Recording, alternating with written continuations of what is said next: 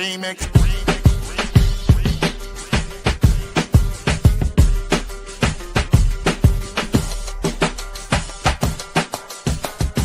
Remix. Remix. Remix.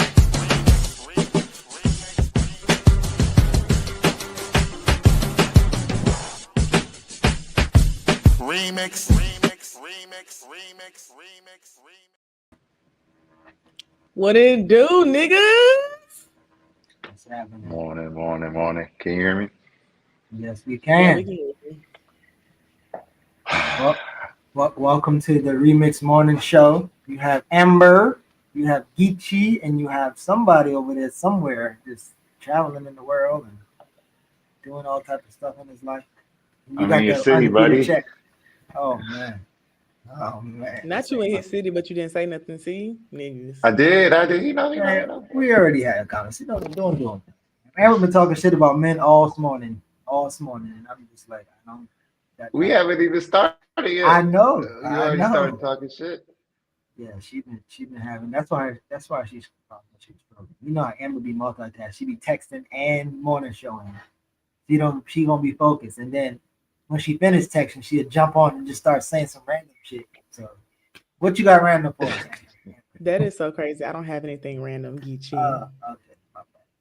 How you doing? Tell us what you talking about on your text. Petty. I was reading somebody message talking about they wasn't aware of some quiet hours. You know, I have a real struggle of holding elders accountable while also giving them grace, because we've been in this group chat for 2 weeks at this point. So we've said these things multiple times, and then you talking about having trouble with all these rules and finding out about stuff on the back end. We've been saying this shit for a minute. You're not paying attention. But if I say that, I'm mean. So I just didn't say nothing back. You look like you traveling too. Where you at? I'm at That's CDC. true. Congressional Black Caucus. Mm. DZ? The policy conference. Oh, okay. What you trying to get out of that? I went to some really cool panels yesterday about broadband expansion access. Comcast has this like program they've expanded where they have like these light up networks where they have free Wi-Fi in different like cities, and they were talking about like the expansion of it and how like there's a very clear digital divide that impacts Black people and poor Black people the most, and so they're trying to like bridge some of that. And then they had some people who were doing some like digital exposure work who were on the panel talking about like how they're helping people just access like broadband for basic stuff like applying for jobs and stuff like that, because like in most rural communities, if you don't have any kind of internet, you can't really do anything. So I was just listening to that panel, and then I went to one about the hypersexualization of Black girls, which was really cool. I liked hearing about that. They talked about with the hypersexualization of Black girls in media, and then Michelle Hurd, who is the SAG-AFTRA secretary and treasurer. She's also the chair of the National Sexual Harassment Prevention Committee. And she talked about how they've been working to change like the way that Black women are presented in media, like through music videos and other stuff, and trying to like really pressure people to change some of the tones of the videos and like how they present Black women, because that's, you know, contributing to how Black women and girls are treated in general. I thought it was pretty good. I was only at that one for about 20 minutes. I stayed for the broadband one for a longer bit of time because I had more time, but I'm actually doing some policy content. So like I'm making videos about the different panels and stuff I'm going to. So I've been breaking them up so I can go to more, because a lot of the really good ones are at the same times because they have like more popular speakers. So they're trying to break up the people, like going to all of them. I get what they're doing because the rooms only can hold so many people, but I really wanted to go to them. So I'll be breaking it up. I go like for like 30, 40 minutes to each one to try to see at least 2 or 3 that are at the same times. Yeah, I'm at the Asala conference, and it's similar where there are multiple good panels at the same time. We usually just split it, me and my comrades, and go to both. But sometimes we want to go to the same one, so it's like a coin flip. Who gets to do what? So I'm excited. Some BLM folks are in the building. I know Dr. CVS has some workshops that she's a part of here. Dr. Is the mood Sundiata. kind of like sombering since Asada passed? Tell us what the Asala is. ASALA is the Association for the Study of African American Life and History. It's Carter G. Woodson's organization, making it So one I of the thought you said oldest. Asada. Oh, see, yeah, that's why I should have broken it down. But ASALA is a organization. Carter G. Woodson founded Negro History Week, which eventually became Black History Month. And so ASALA is a lot of Black educators and scholars who essentially are in Black studies with, more with a historical focus. And so Dr. Sundiata Chajua of Real Talk History is a Weapon on BLM is on the executive council, and he's somebody I've been working with who's brought me in. A lot of elders tend to come to Asala, but they're trying to touch some of the younger people. Um, Hmm. so trying to bring us in. I still think 30s is not young per se. So I want us to get even younger and work with, It's the youth. not. I mean, if I don't think it should be the youngest person at a conference. Let me just say that. Oh I yeah. think we No, should it's be a usually younger little, people. yeah, yeah, yeah. Stoner Rebel said, has the family made a The, public the, statement? the answer is no. So, Yeah, I was finna say I, no. yeah, I was about to text that to you so we can just stop. I was finna say no. But I did want to respond to Chidi Macha's comment about CBC is thinking about poor black people before it changed because I thought it was funny. I will say that the CBC conference I've gone for like this is like my 6th year, but they usually have really good stuff about like things that are affecting real like regular schmegular black people. It just kind of gets crowded by all the other shit that I don't care about realistically, but other people care about. But yeah, I also think that they have too many panels. Like I feel like this is one of those conferences where they're actually doing too much. Like they have at least 6 or 7 panels running at one time every hour, and I think that that's a lot. Hmm. Is it like so? Sala's doing panels and workshops, which are a little bit different. So, is it both of those, or is it just panels at one time, and are there any workshops at the? There's workshops in like the exhibit hall. I actually haven't even gotten to go to the exhibit hall, so I'm gonna go today because I haven't even gotten to go to the exhibit hall because I literally have been so busy. So I'm like with this like creator group or whatever, but none of them have been to CBC before, and none of them do policy stuff like me, except for like 2 people.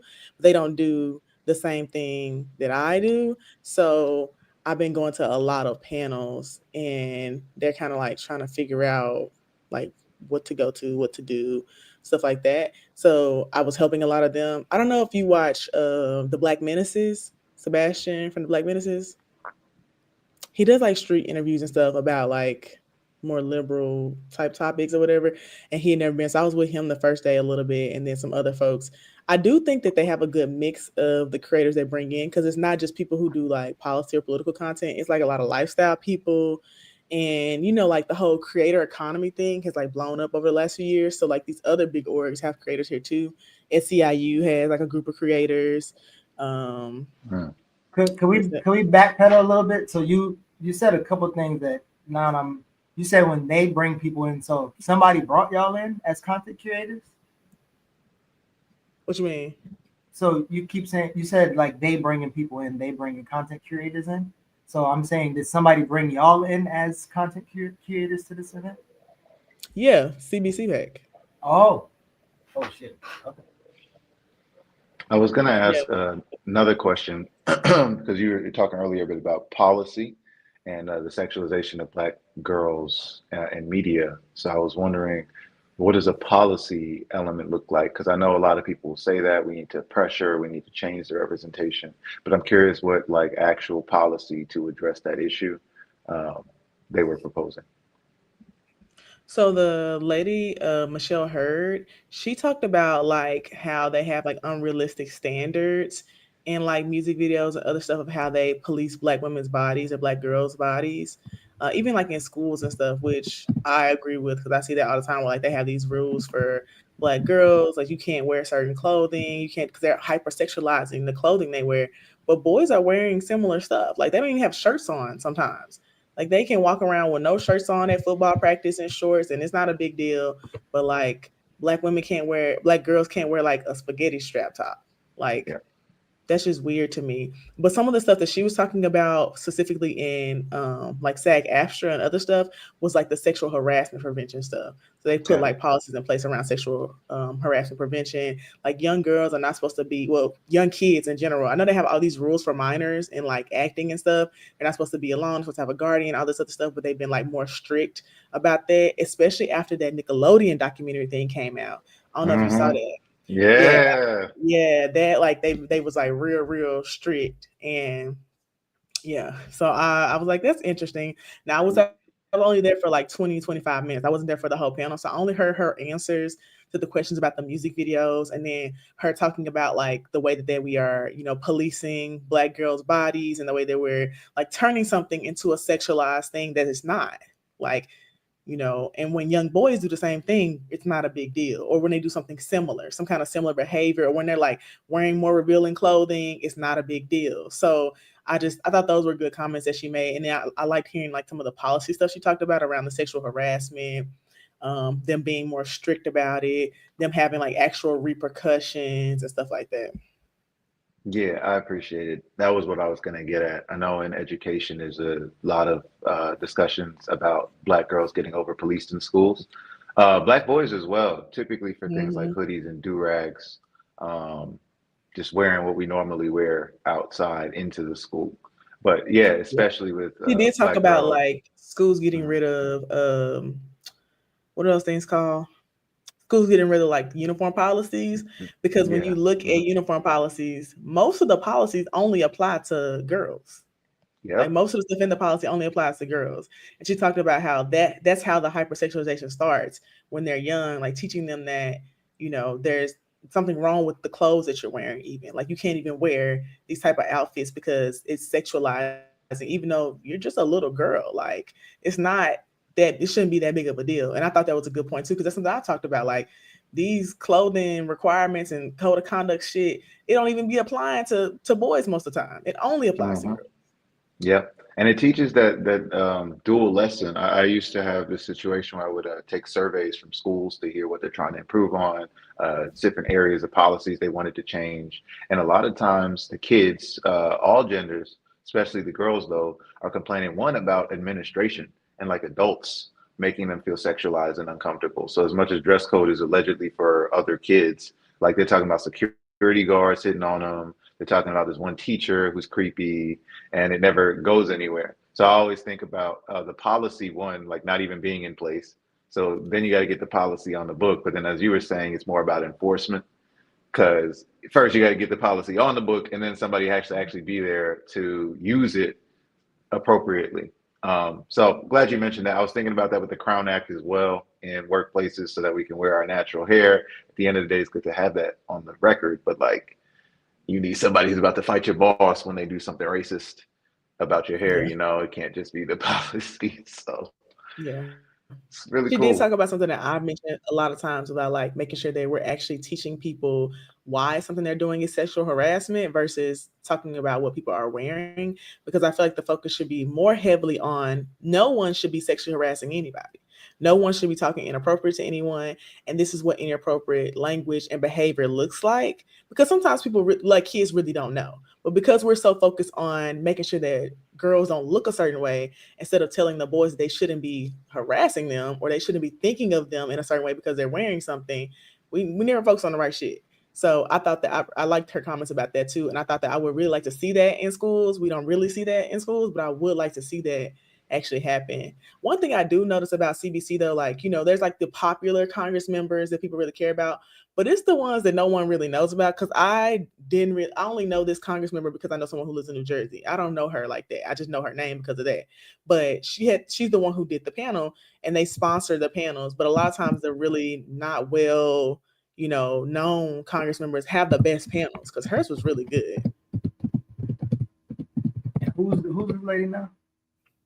Her name is Congressman Bonnie Watson Coleman in New Jersey. She was the one who was at that ICE detention center with Congresswoman LaMonica McIver when they got harassed by them like ICE officers and agents, and then they had pushed Congressman Bonnie Watson Coleman. She's like an older lady. She's like in her 60s. They had like pushed her. She almost fell down, and then that's when LaMonica McIver like came in and helped her, and that's when they said she assaulted officers or whatever. but she's in New Jersey. I don't know which district in New Jersey. I don't know the number. I know LaMonica is New Jersey 7th. No, New Jersey's 10th. But I don't know about Biden wants to call me. But I know someone who works for her. So that's the only reason why I know her name. Sorry, I had a random bug there, but I'm back. It's okay. I was just telling Geechee that I feel like some of the best panels and stuff at CBC are from the congressmen we don't really know that much about, but they really explore some of the best topics. Because the other person who did the broadband one, I don't even know him. Like I have never heard his name before. But there's a lot of Congress members. There's a lot of it's like 200 plus House members. So like we don't know most of them realistically. But they usually have the best panels. And there's one today about neonatal care for Black babies that I'm going to go to. That Dwight Evans is a Congress member who's sponsoring that. I don't know him either, but I did like the panel. So I'm interested.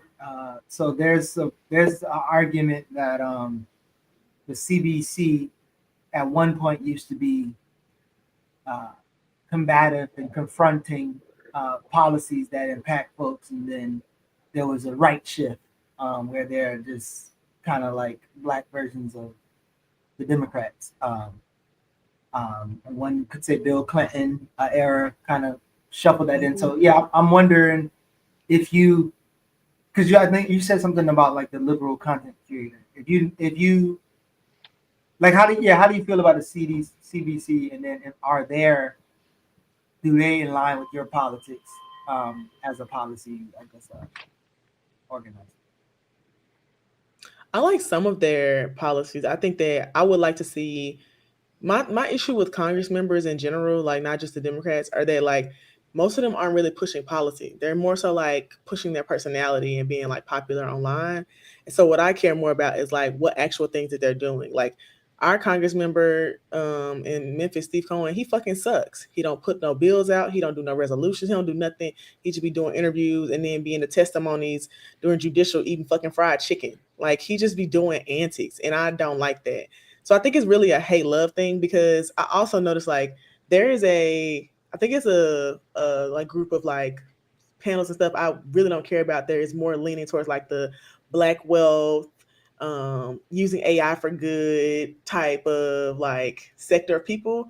And then there's more like the Africa has been colonized. How do we, replicate some of the practices they're doing now in Burkina Faso? How do we expand broadband, hypersexual a girl? Like, there's all these like other things that are things about topics I care about completely, but we don't really see them. Like, I would never see this at a conference in the South usually, which is why I don't like that they have so many panels. I do think that it kind of overcrowds it. But one of the ones that I really want to go to today is about and during like the little brain trust things they do, but it's foreign affairs on Africa and how the history of colonialism hinders prosperity, innovation, and stability decades after liberation of Africa.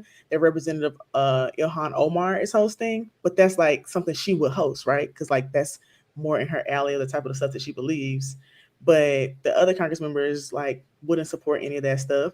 So I think it really depends, because I also found like there's like a small like good sect of like 20 Congress members who have similar policy beliefs as me, and the rest of them aren't really doing anything. Yeah, that would be interesting if you go to that session and for someone in that space to talk about colonialism. I would be curious what they would say about neocolonialism, which is more indicative of a Black caucus in the United States. So I went to one yesterday about let me find it.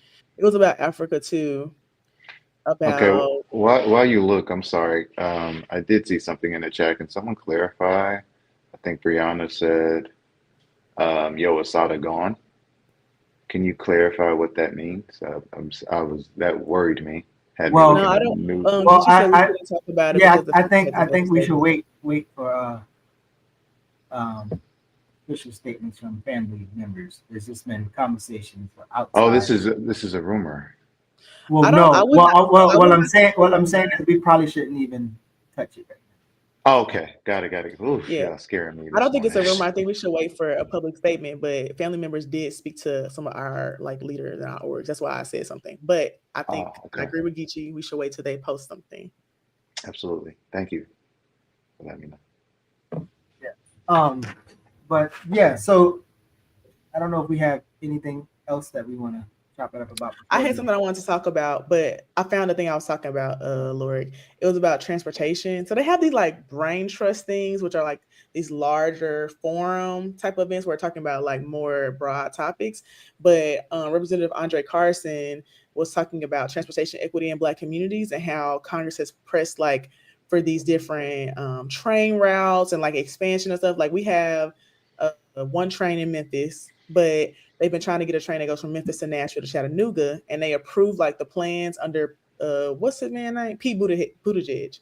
They approved the plans and the funding to like map it all out, like the general architect people, you know what I'm talking about, the engineers, the civil engineers Hmm. or whatever, were supposed to come down and do that, but they haven't moved forward because of the new presidency. And he talked about how they were trying to expand that equity from the work they've already done. They already spent the money on making the plans. He's a rep in Indiana. They already spent it in Indiana, in Tennessee, I think in Mississippi and Georgia too. Like they've already done like plans, they just haven't expanded it. And so he was talking about that, which I think is something that you really wouldn't hear that much about because they don't be moving on stuff. Like they do press conferences and complain, but there's no movement after that. So he was talking about the plans they had around policy to actually move it, which I thought made more sense because people want to hear what you're going to do. They don't want to hear you just complaining about stuff. At least I don't. I don't care about you complaining about stuff. I want to hear how you're going to actually move something. And we don't get to hear that a lot. Yeah, I appreciate that approach deeply, truly. I put some things in the chat that I want to talk about. I didn't see your run sheet. You put it in the thing too late, so I ain't see it. Okay, that's what we go with. Yeah, but I mean, this is gonna be a quick conversation, anyways. It's just Cool. 2 videos.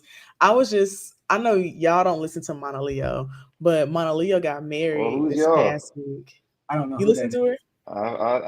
I know all your pussy rap, You know, Ross. So yeah, I know. love her real bad. She got married this past week, and the Wait, mother of the bride. wait. So I don't know who we talking about, and do everybody know her except me in the chat? Mona Leo, she's a rapper. She's the one who sings that "Get Out That Don Julio, Act the Foolio." Bitch, I caught your motherfucking phone. That's how you do me, ho. You never heard that song? I've never heard that song. Wait, is this one of the video? Is these one of the things about them? So the video is actually the mother of her husband talking about like how she raised her son and how people should not be treating their sons when they get married like they're still the number one person in their life, and how they have to let go and set boundaries and have to understand like how to let someone else come in and take over when they form a family. So which one of these videos? Because one of them don't let me do it because I don't even have it. It's the first link. It's the first link. So I can't get to that one. So maybe you pull that up. I only got the one with somebody holding the baby. Oh, okay, I got it. I'll share. Don't you worry.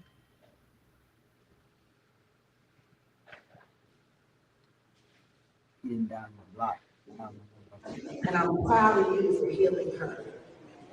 Y'all choose each other every day. This wedding does nothing different. You just chose to choose each other publicly and you vowed it to God. I know I raised a man because you left me when you found your good thing, and that's exactly what you're supposed to do. I'm not supposed to hold on to you anymore.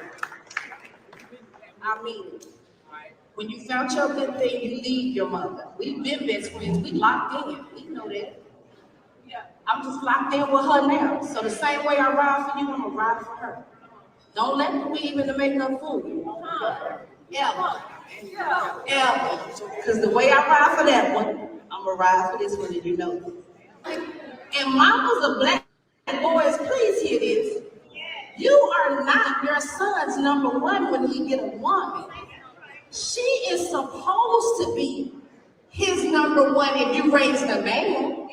Now, if you raise the boy, you can go ahead and act like you in competition with your daughter in law. But I'm not, because my son found this good thing. She covers him, and I told you the other day, I don't know if I could cover him a little bit more than I do. Because she does what she's supposed to do for her man, and he does what he's supposed to do for his wife. And I thank you for healing the little boy that didn't know his dad. Stay out of the bullshit. That's a good man, and I'm a damn good woman. And that's all y'all need to know. I like that. Wearing pink as a groomsman. That was a nice touch. That was the actual wedding ceremony. Yeah, that was an actual wedding. I thought it was an interesting topic because I have this other clip I'm going to show too. But basically, there's like this beef going on the internet between black folks in this video and then like white people in the video with that baby that I told you that I showed in the chat get you. So I thought it was a good like response. I don't have a son, of course, and my mama got 2 girls. So I don't experience like the toxic thing people talk about boy moms having. And I didn't know that was like a thing until I was like on the internet and I was like, oh, this is like a thing. But I've never experienced it, thankfully. But I thought it was an interesting topic because I want to see what y'all thought. I don't mind some of it. There's some pieces that make me kind of cringe or whatever. I do think a lot of people have that kind of take. Like you said, boy moms might be like, I'm passing my son on, and now you're the primary woman in his life. I think that relationship hierarchy is always a little awkward. Again, I don't hold my mom in the same role I hold my girlfriend.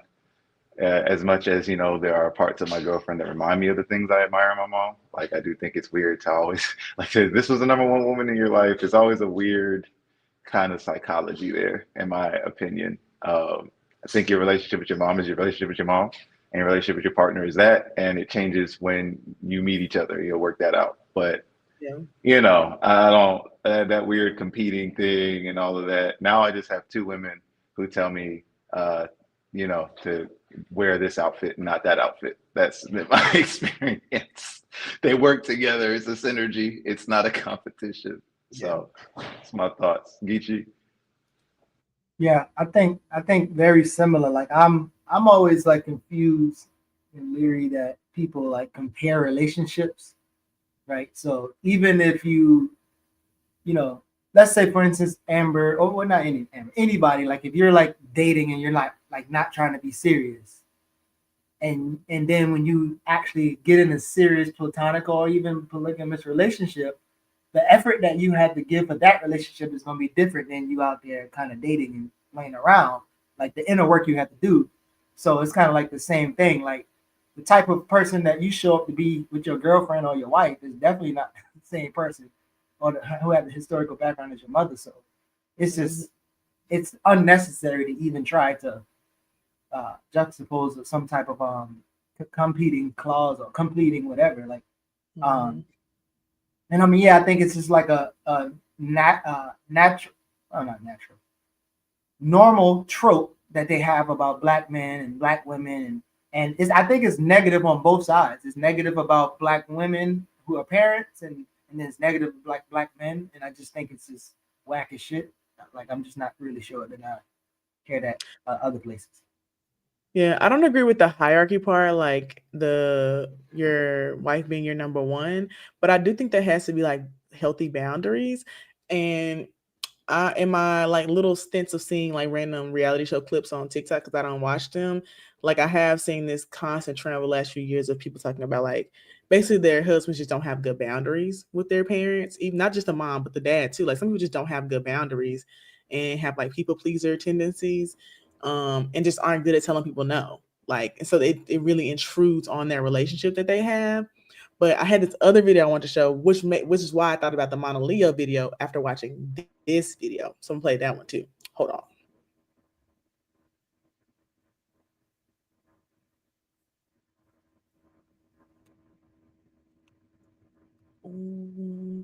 Let's see.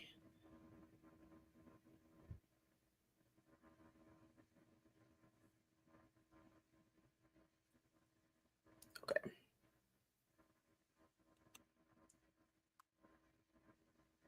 My peace in you. Are boy moms ever beating the allegations? Did Ben and J-Lo's marriage last? Because it's the same answer. I genuinely need a boy mom to explain it to me like I'm 5, what y'all mean when you say it's a different kind of love between your sons and your daughters. Genuinely, what does that mean? And I don't want to hear no, oh, it's just an indescribable type of love. Describe it to me, because what the fuck are you talking about? Because aren't you supposed to love all of your children indescribably the same? Like, why is it that there's boy love? Like, what the fuck is boy love? Why is the love that you have for your sons different from the love that you have for your daughters? Quickly, because there's no way that you can describe it that won't make me feel like I need to call the authorities on you. Like sweet baby Jesus and the grown one too, y'all are so fucking weird. And then the song choice talking about some, I found my peace in you. Mind you, you're not supposed to have to find your peace in your children. I know y'all not ready for this conversation, but ready or not, here I come. I'm gonna hold your hand with a napkin in between when I say this. You're supposed to be at peace before you have children. Y'all be putting too many expectations on your children, making them responsible for your feelings. Mind you, it's only their 3rd day out here. Like, what the They can't even regulate their own emotions. Matter of fact, they can't even regulate their own shit. Blow-ups be all up their back and you want them to be your peace? Be so fucking for real. Y'all be so weird with your children, and I don't like that. Go talk to that lady and heal, because it's not your children's responsibility, nor is it their job to heal you. Hope this helps. Peace and love. Talk to you later. That was interesting. Yeah, Because the I thought they first were thing, both to compare them was interesting. Yeah, go ahead, Lord. no, the first thing that came to my mind was again like this healing concept that you use your partners to mature, which I mean I think that naturally happens. Relationships develop you if they're healthy, right? But like the mom was saying like, oh, I'm so glad you healed my son who didn't have a father, essentially, which I think is like a wild statement. One, like men, we're healing ourselves in community. We aren't using women for character development. That's not the Yeah. move. And then this person was saying something pretty similar. So I thought that was interesting about this psychology. And then just to my own study, like that's how Bell Hooks starts talking about her exploration of feminism was her relationship with her father, like an abusive relationship, not feeling fully loved by her father, feeling alienated from him, all of those things. So to hear, these relationships we have with our parents deeply affect how we move through the world. So lots of those connections from those 2 videos for me. Curious what y'all thought. I thought the second one with the lady and the baby, I thought what she was saying was weird, because I was like, what does she mean this is a different kind of love? But I went to her page. She has 2 daughters that are way older. She has like daughters that are like 5 and 7. And so I was like, I think it's very weird to make a video about this boy love you found with your son as if it's like completely different from your other 2 children. That was weird to me. That was actually weird as fuck. So that's why I want to talk about the video, because I did not know. So I don't have any kids. So I'm not down on the boy mom TikTok. I don't be seeing all this stuff. So I had to go like down a little rabbit hole. That's how I saw she had 2 other kids. And then I was like, oh, okay. Now I see why they're reading her. So then she deletes the video and like posts this other video. And she was like, a girl in my hometown committed suicide last week. And they were saying similar messages like the one that I have on the screen right here that y'all are saying to me about my video about my son. And I said, she's so fucking dramatic. Basically, they were saying like, I hope your son gets away from you. And then I hope your daughters go to therapy. Someone did say kill yourself, and that was not nice. That was mean. Y'all should not tell people that. But I did think that it was very fucking weird that she made this video about like, I have this boy love that I know what y'all are talking about now. And I was like, what are they talking about? What do you mean that y'all are talking about? Has this been a thing that I just didn't know about? And I do feel like it's just a lot of like patriarchy. Like it's the idea of like hierarchical love of like, you love boys more. And I don't get that. Because what? But they'll say it's differently though. They'll mask it. They'll say they love more, but then they'll say different. And it's what you said, it's patriarchy. It's all these expectations that you have on this boy child to become this man that does these things, these protection and providing and all of these stereotypes. And because you think that they're going to have that, you often give them privileges as they grow up that makes them think that boyhood is special and that men are special. So in my own family, I'm not going to name names. Anyway, I got situations where the oldest daughter grew up like washing the dishes, doing all of that. There are other boys in the family, and they don't do any of that information. And I guess the idea is that they're just protectors or something. I don't see them out in the field training. I don't see them doing martial arts and all that, but apparently they're protectors, so they don't got to wash dishes. And so that kind of psychology is always wild. And to me, when we're under attack as Africans, I always point out that it's just counterproductive as white people thinking. Like the women and children don't need to be prepared. It's so crazy. So I was hearing some man talk about who had these same views, how he showed his sons guns and he took them outside and he let them shoot and he let them look at the hole that the guns made to show how different bullets work and all that. And he said he made sure he did the same lesson with his daughters, but inside because they're delicate and he didn't want to scare them with the shots and all that. I'm like, it sounds like you're making a lot of assumptions about what your kids can and can't do. And you didn't really give them a chance to prove you wrong, brother. So, yeah, it's a mess. Definitely. What you think, Ichi?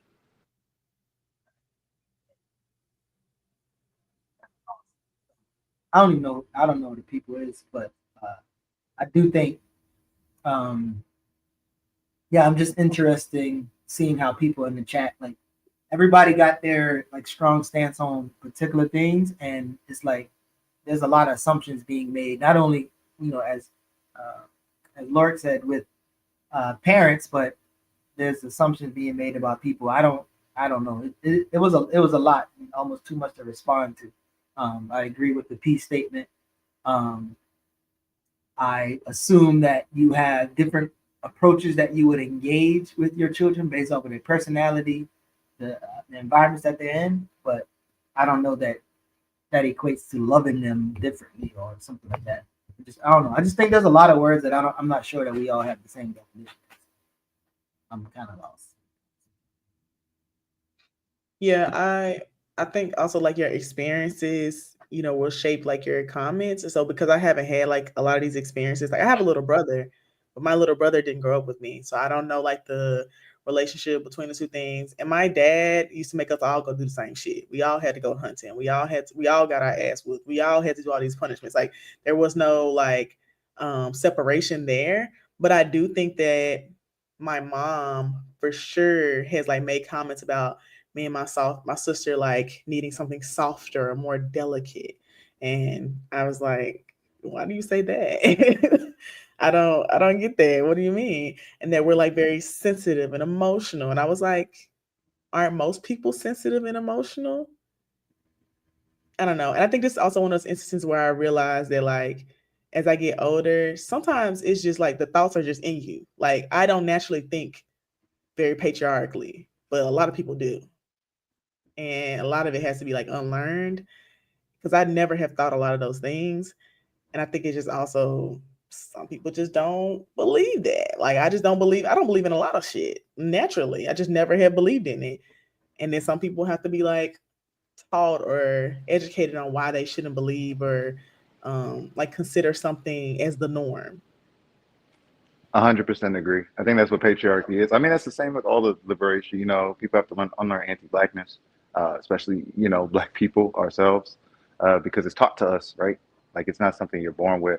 So assigning these qualities to boys and girls, assuming there's only two genders, which again these conversations blow apart as soon as you start challenging the gender binary, which people get really defensive around, because if you break that, then you break all these things you're talking about, Amber, like that boys do this and girls do that. And to me, again, as you're saying, like kids get these ideas from somewhere. It's not like they're born into the world thinking these things. So you socialize them this way. You tell them this is normal, even from early childhood, because I've worked with young children. I've seen people who are early childhood educators, just how you socialize girls differently.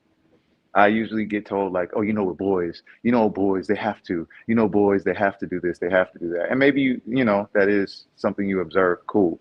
But this idea that boys are just naturally more rowdy and girls just know how to sit down and be quiet, I wonder how early girls are being punished and socialized for being loud to the point where they're 3 or 4 and might know, oh, as a girl, I'm supposed to sit down here and be quiet, right? I don't think it's just a natural thing that they all do. And I know that because when I let young kids kind of just be themselves, outside of adult observation, you start seeing these things. And a lot of the patterns people say are normal and natural, it's not that when humans are allowed to be free in themselves. So I think it's a great topic of conversation, Amber, truly. So appreciate you bringing that. You're welcome. That was all I had though. Do you want to pull up the the article from the run sheet that you The had? run sheet. Yeah, I mean, we got some politics. I know Amber's about to come sub in for me, yo. So when Amber gets it, I Amber? mean, not Amber, Renee. Renee's about to come sub in for me, Amber. Sorry. So when she gets here, Okay. we'll step in for that. But Well, until she get here, we I'm just got fucking. we got no, I mean, we got the run sheet. You got to put. Want me to drop it in the chat? Yeah, I don't have it. Oh, okay, hold on. I'm gonna I drop the just link. have what Geechee was talking about. He was reading it earlier and we were talking about it. I don't have the actual physical thing. So you want me to go to the glossary or the news first? Let's go to the glossary. Either one's fine with me. But the glossary makes sense since we're just talking about that resource. And then we got, yeah, some interesting news stories today. Kamala Harris is on her defeat tour. So we can get into that interview because that was funny. But yeah, I just dropped it. Oh wait, are we going to the globe? Like, is it something? We can, yeah, we can start there. I just don't know if I'll be able to be here for the Kamala Harris breakdown. Yeah. Oh, Do you want to go to that first so you can make some comments? yeah, let's do that. Nah, I trust y'all. Y'all will have fun.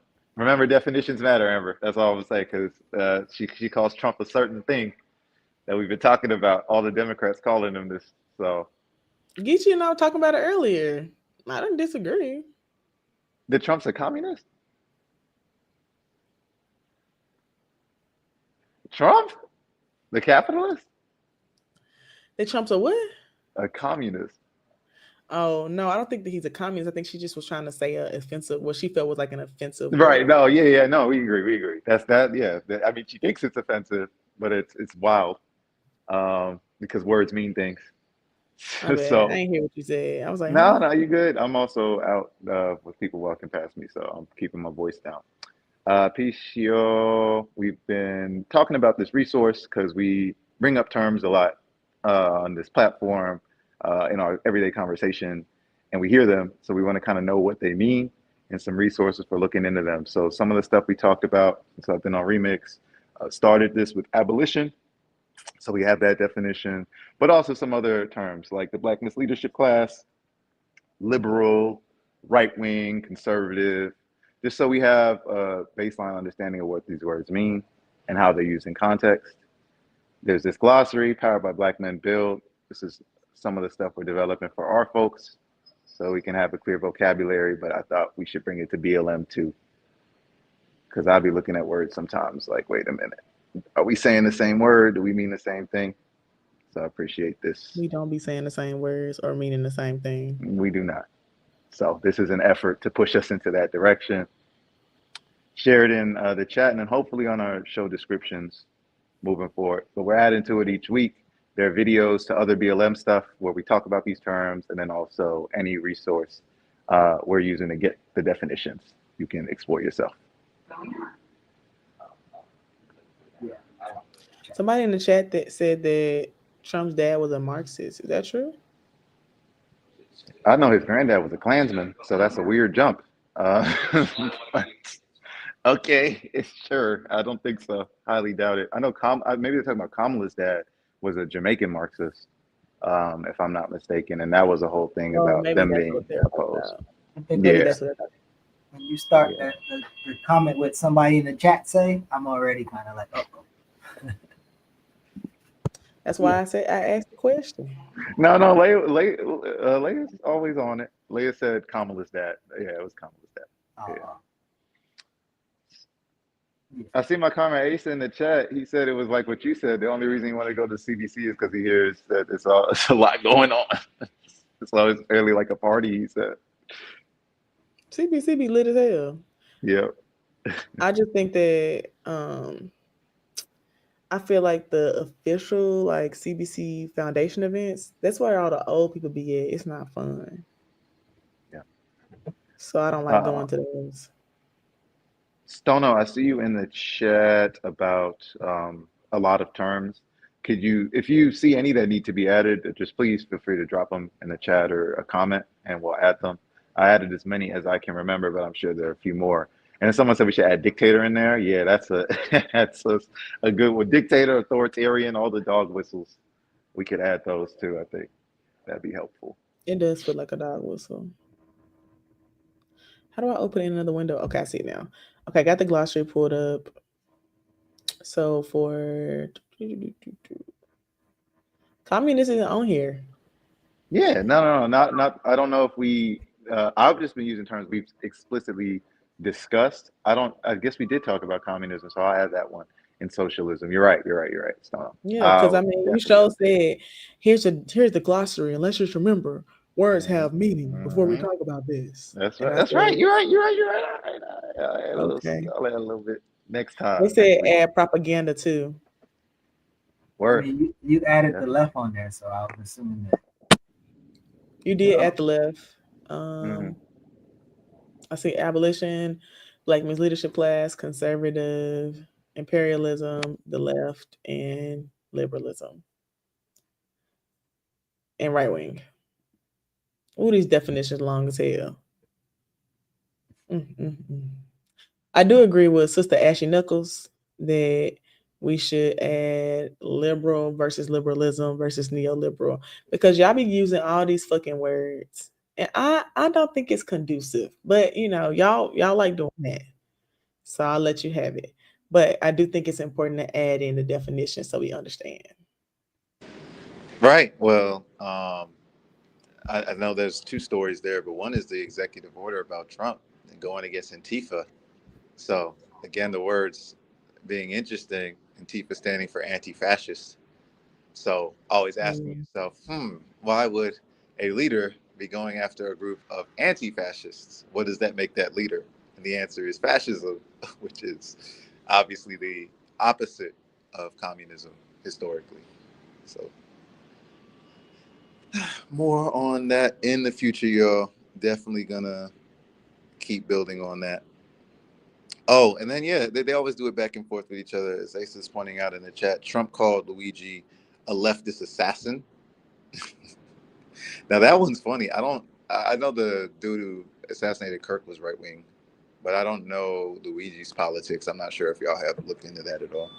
so I think what Kamala and Trump is doing, right? So Trump started out with calling her Comrade Harris and Comrade Biden. And I think what they're doing is an example of the argument that even these liberal black celebrities, by mentioning a thing, it'll make people focus on it more or study it. So I don't think them two talking stuff about communism or communists or comrade is going to convince people to say, what is that? I want to learn more about that. So I think the fact that they're further cementing people's ignorance about either of these terms is kind of evidence that Mm-hmm. the wrong people putting things on mainstream is not going to actually create some mass level of political education or political clarity. Agreed. And I think with them both doing it, like it serves the effect that we're talking about. They are the right. That's the team they play for. So no matter what, either side makes you think the word communist is bad. So it doesn't matter which side you're on. If you're in the two-party system, you just say that, as Amber was saying, it like mean anything, like kind of negative. It's a dog whistle at that point. So when we say they're on the same team, that's what we mean. Mm-hmm. That's what I was saying to Geechee earlier. Yeah. Do we have the notes or the? Can we pull up that executive order real quick? The Trump one. Yep. Yes, You want me to do it or you gonna do it, Geechee? I just did. Renee, you ready to come on yet or what? So countering domestic terrorism and organized political violence. National Security Presidential Memorandum. The security of the treasury, political violence by the authority vested in me as president by the Constitution and the laws of the United States.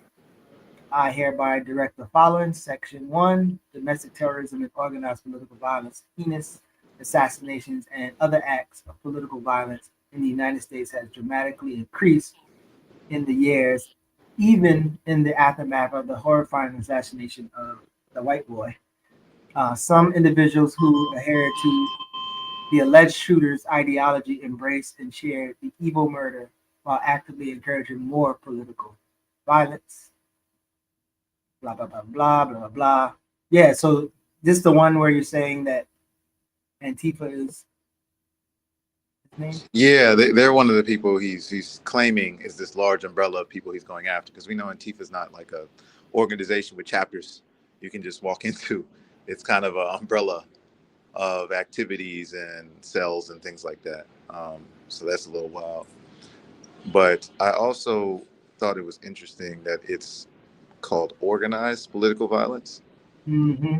I thought that was an interesting adjective. I don't know why it was there if they gave any sort of reasoning for it. But I'm wondering, does the Kirk assassination count as organized or disorganized political violence? Well, I think that's what he's trying to position, that it was a highly orchestrated, organized thing. The left did that strategically at that time, at that place, and it's all connected. And then they're saying that more is going to happen.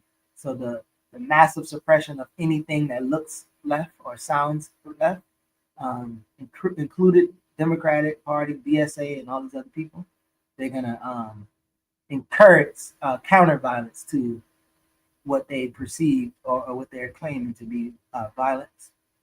So it's literally just cementing that, like the left did that. The left.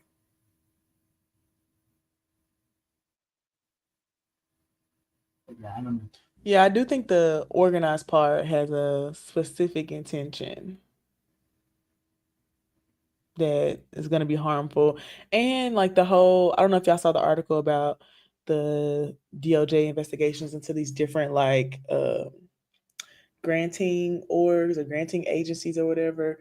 I feel like this also ties into that too. Well, I'm sure y'all will continue an excellent conversation with that.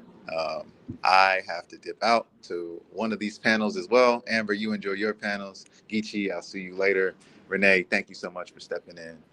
Peace, y'all. Have a great day. Enjoy. Bye, Josh. Enjoy your conference. Peace, Renee. How you?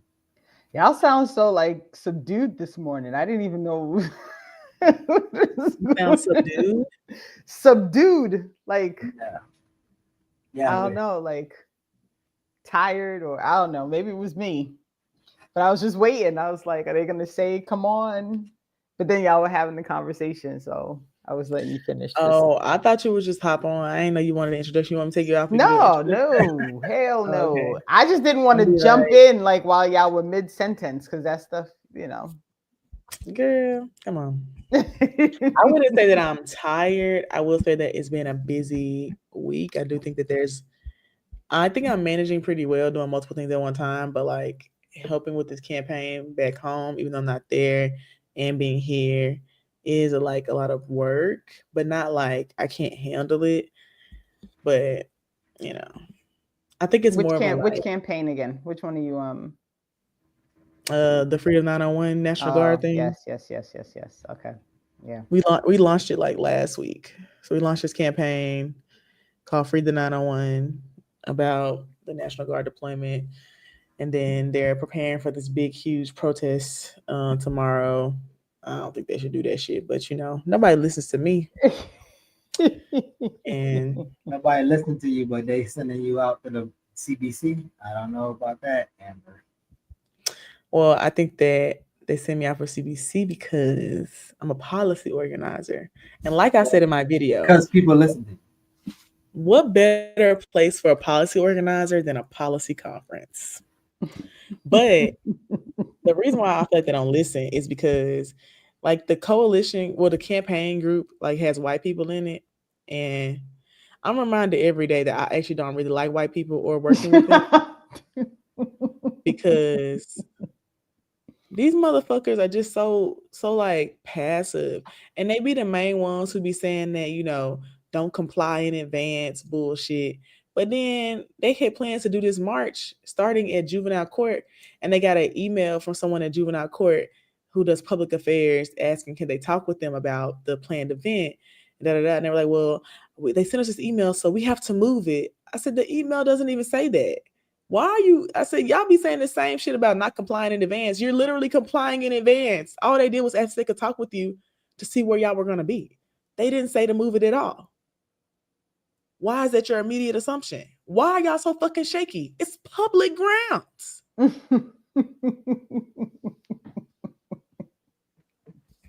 It's annoying. Then they was talking about they want to go to City Hall. They was talking about let's get a permit. I said a permit? I don't What? know, man. I don't know.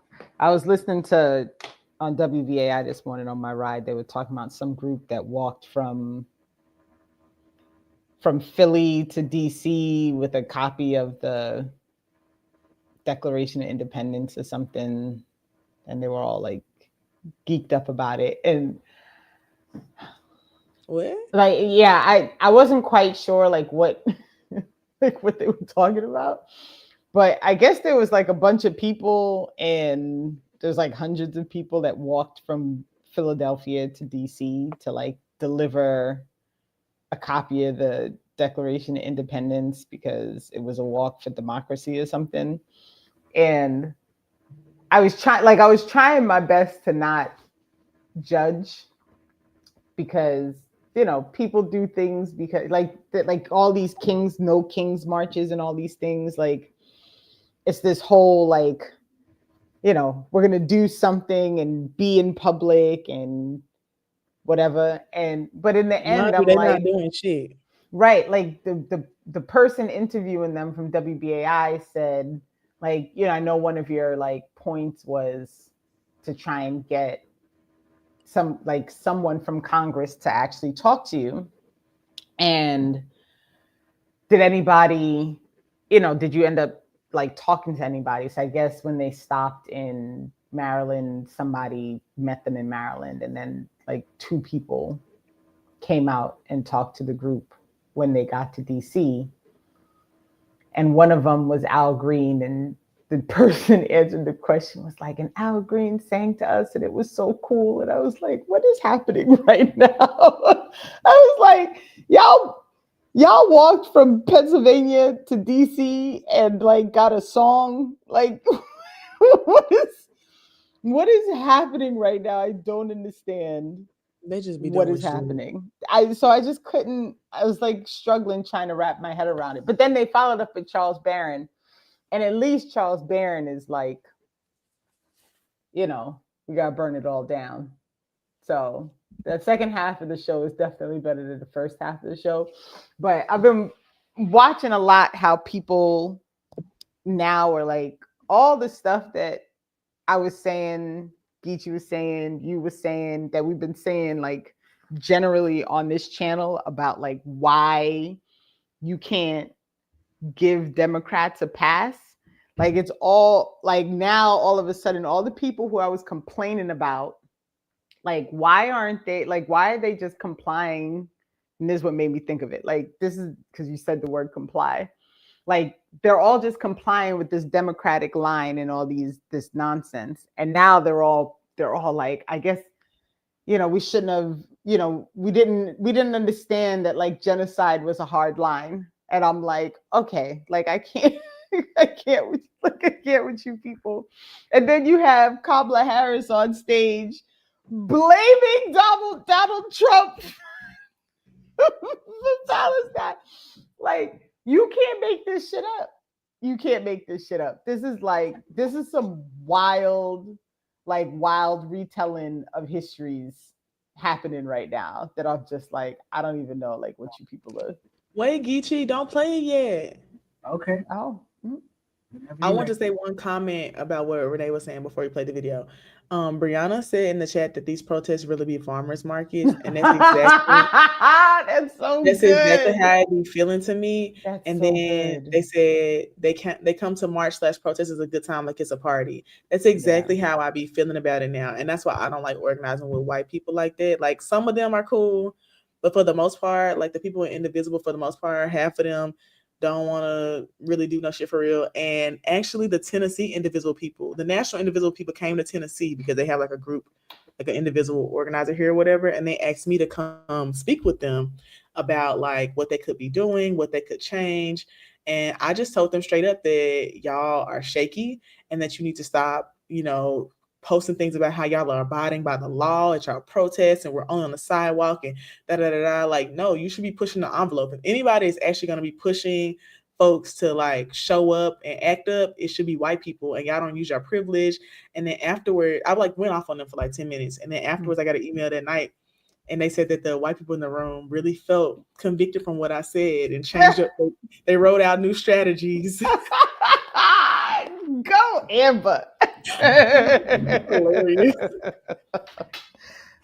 What is Kamala at the CBC with you? You ain't kicking it with her? She not there? Is Kamala there with you? You ain't kicking it with her? She not at the conference? No, but they was talking about her yesterday at lunch. I was hanging out with some of the other creators, and they was talking about how people shouldn't be protesting in her book thing. And I just let them talk for a while, and I said, y'all ready for my opinion? Because it's completely different. They was like, yeah, sure. I said, people can hold folks accountable how they want to. And just because you feel like her being attorney general meant that she didn't have the power to do certain things doesn't mean she can't be held accountable for that. It doesn't mean she can't be pressured to talk about them.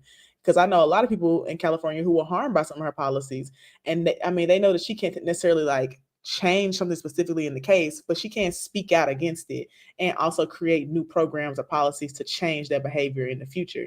And she didn't do that.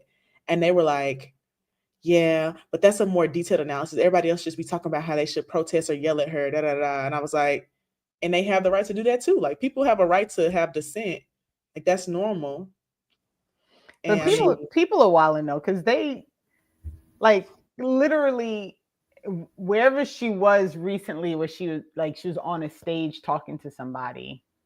She was talking to Aaron Parnas. Was that who? I only saw the clip of the person who was yelling at her. So I have no idea like what was happening on the stage. But she was basically like, can you believe what Trump is doing in Palestine? And I almost choked. Like, I'm like, you seriously like do like, and then I had to think to myself, like, is the brain of the US citizen like really that broken? Like, is the memory that short? Yes. That you think so that in all like in September, after you literally said you're not changing anything with regard to Israeli policy, and you went and you were planting trees and like doing all the stuff, like, we're just going to pretend like she didn't have anything to do with it. And so the woman who got up and started yelling is Lebanese. She was like, I am Lebanese. You supported this. You have blood on your hands. You are part of the problem. Blah, blah, blah, blah, blah. And the people started booing her. And then security came and dragged her out. As they do in all of them. They're going to boo them at the Democrat things. They're going to boo them at the Trump rallies. It don't matter where you at. They're going to boo you, because how dare you stand up against their savior? It's wild. Let's play this and see. Let's see if we boo Kamala.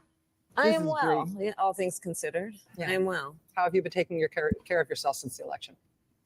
You know, I have an incredible family. I've been spending more time with them than I had for quite some time, cooking, and writing, and reflecting, and, you know, talking to a lot of people, making a lot of calls, receiving a lot of calls. So I've been busy. Let me talk to you about this capitulation thing. Yep. It's really landed with me. I feel like we're all in the middle of it, but you articulating it in the way that you do, you've become the patron saint of I told you so, in terms of people understanding the sort of warnings and predictions that you made about what Trump would be like. But you say, I predicted all of that. I warned of it. What I didn't predict was the capitulation. The billionaires lining up to grovel, the big media companies, universities, so many major law firms, I will note, including your husband's. Yeah, and he spoke out about it. He's been very vocal in criticizing it. He said they've all been bending to blackmail and outrageous demands. Yeah. Why did you not predict the capitulation? And what do you make of the effort to try to put some steel in the spine of those institutions? So, as you know, I am a lifelong public servant. And but I've worked closely with the private sector over many years. Mm-hmm. And I always believed that if push came to shove, those titans of industry would be guardrails for our democracy, for the importance of sustaining democratic institutions. How much torture we doing with this? And one. Well, Josh queued us up at 9:30, and it don't look like she talked about this. Yeah, we ain't got to the part where she said the communist thing. Yeah, he could have put like a little time stamp in there or something. He says 9:30, so I don't know what that meant. Okay. Oh, it was at 9. The time marker was at 9 minutes and 30 seconds.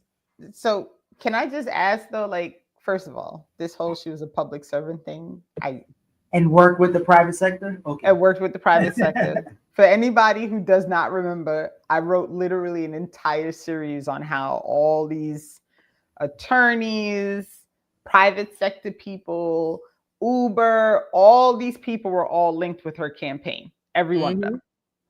All of them were linked with her campaign. Child, you see that? You can see that easily at CBC. That's how I be trying to figure out who the corporate sponsors are. Right, because this is what they do. But also, like, this whole, she thought they were going to stand up for democracy. They wasn't standing up for democracy when it was her. Like, what are we talking about right now? Like, I don't even understand what she's talking about. And Rachel Maddow's just the worst. And I'm just so sick of all these people pretending. I don't watch Rachel Maddow, but I got annoyed when all the black people shows are getting canceled and her still on there. I said, she must be doing something that is making her keep her show. I think I found it. Okay. It was almost there. It's not like they're going to lose their yacht or their house in the Hamptons. And here's the thing. Democracy sustains capitalism. Capitalism thrives in a democracy. And right now we are dealing with, as I called him at my speech on the ellipse, a tyrant. We used to compare the strength of our democracy to communist dictators. That's what we're dealing with right now in Donald Trump. And these titans of industry are not speaking up. And perhaps it is because his threats and the way he has used the weight of the federal government to take out vengeance on his critics is something that they fear, and I get that. I understand why they do. We've seen the demonstration of it. Perhaps it is because they want to please him and nominate him for a Nobel Prize. Perhaps it's because they want a merger approved, or they want to. Yeah, we're done. So now she never got to anything. No, but also, so she wasn't calling him a communist dictator, was she? Like it sounded different. I feel like she was kind of like in a comparison-ish type of way, but it wasn't comparison. Like explicit. No, she did. She said it. She said we used to, and she says that's what we have in Trump. So she's saying he is a communist dictator. Okay. Just like the ones that we used to deal with. But yeah, I think she don't know what communist means. Yeah, I don't think so either. And then so when you said put down the weight of the government on the centers, that's literally what they're doing to poor people.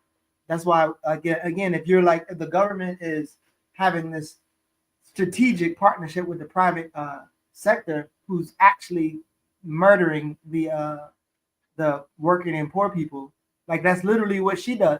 Both of them do the same thing, right? Right. And so like calling us, and then the capitalism thing, it's just like, I don't think that we're ever going to get to a place, well, I won't say ever, but it's going to be a while before people even understand the definition of capitalism. So even as Lorick says, having these definitions and glossaries, like, yeah, but we're probably going to spend another 10, 15 years just going over definitions before we can even get to analysis. I'm tired of the whole shebang. The whole thing, man. I'm sick of all of it. And I thought of you during the week, Amber, because I was having an email fight with this white girl, and she was really working my damn nerves. And you know me, I say cuss people out. I almost forwarded you the thread so that you could get a chuckle, because I was like, this chick is really, like these white do-gooders who, you know, all their racism is like off the table until you say something they don't agree with, and then all of a sudden, like, it comes out full force. And so, and then they don't even understand. And I do honestly believe this. I don't even think sometimes these like white liberal good, like, you know, do-gooder people, like, I don't even think they understand how much they fall for the racist rhetoric. You know what I mean? So like the minute she starts telling me that I'm playing a victim, me, I'm playing a victim, and that what was the other thing she said? That's wild. Yeah, and why were y'all yeah. arguing over email? Why you didn't call her and cuss her out? Because that was gonna go real bad. That would have gone real bad. Never mind. Don't do Yeah, that. that would have gone real bad. But like the minute we start moving to that place where like you're telling me that I'm infringing on your free speech, when I tell you that like words are like your whole like Charlie Kirk never had a moment of violence. Words are not violence. What? And so yes, this was the whole thing, that words are not violence, and Charlie Kirk didn't do anything violent. That's to which I was like, how the fuck y'all know that? I mean, that's actually violent. To say words aren't violent is actually violent. Right.